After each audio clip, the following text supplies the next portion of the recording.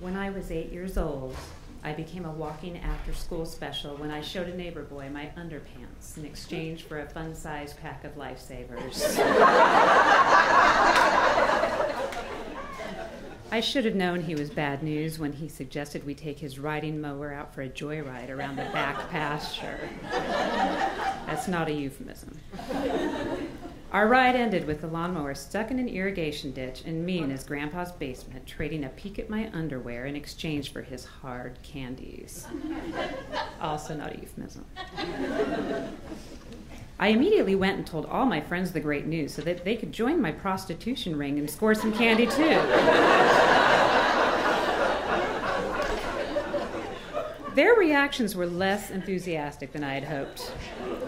You really shouldn't show people your underwear. I don't like Lifesavers. Did he have any chocolate? I'm going to tell my mom.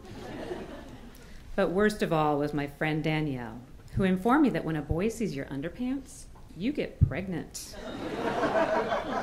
I had no reason to question her expertise on this topic. After all, she always seemed to know what to do with naked Barbie dolls. And just like that, I had gone from proud candy entrepreneur to a slut-shamed, psychosomatically pregnant third grader.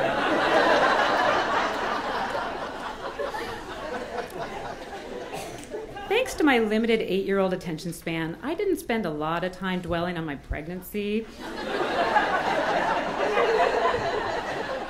But every once in a while, after a particularly large meal, I would look down at my swollen, gurgling belly and wonder if Danielle had been right. Around the 31st month of my immaculate conception, my mom casually strolled by the couch one night as I was watching Three's Company and plopped a book down next to me. It was called The Miracle of Life, or A Blessing from Heaven, or something a lot holier than get knocked up for a pack of Lifesavers. I'm sure I grumbled some disinterested and snotty response, but inside I knew that this book held the answers to whether the rumbling in my stomach was a blessing from heaven or that night's pork chops. I flipped through the book just enough to confirm my suspicion that most pregnancies do not last 31 months. I also snuck a peek at the illustrated penis diagrams and was immediately grateful I'd never asked to see Mr. Lifesaver's underpants. As you can imagine, my Lifesaver pregnancy scare has influenced the sex ed approach I've taken with my own kids. To ensure that my daughter would not follow in my reproductively confused footsteps, I started her sex education early, and I do mean early. When her Portlandia-style co-op preschool sponsored a talk for the parents called Facts by Five, I was the first to sign up.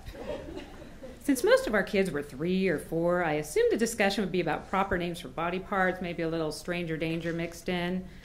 What I did not expect was that within the first 2 minutes of the talk, the sweet young woman at the front of the room would instruct us to all stand up and repeat after her, "The penis enters the vagina."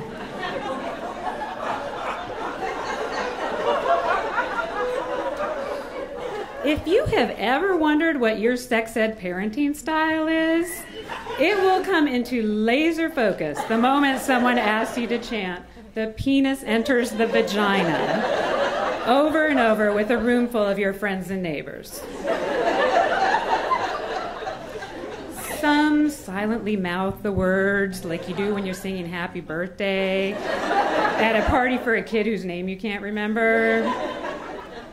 And then there were some people who didn't hesitate to loudly enunciate, "The penis enters the vagina," as if they were shouting their latte order into a speaker at the Starbucks drive-thru. My reaction was to giggle like I was a first grader calling someone a butt for the first time. But I obediently chanted along, rehearsing so that I'd be prepared to offer my daughter a no-nonsense answer to the question of how babies are made. I returned home that night with an armful of books and a heart full of good intention to foster a healthy, open dialogue with my daughter about sex versus the more laissez-faire 70s approach I had growing up. We started off slowly, reading the books about good and bad touches and how we don't do things or go with someone, even if they promise kittens or puppies or money. She paused and was quiet for a moment and then asked, "Wow, not even for gum?" "No, sweetie, not even for gum. or for lifesavers. When I became pregnant with my second child, we discussed my pregnancy in such detail that my daughter started referring to the planet Uranus as the planet uterus.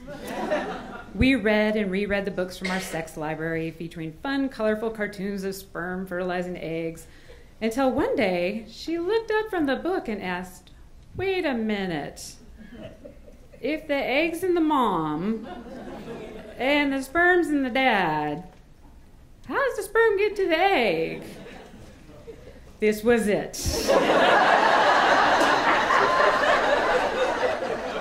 The day I had been training for.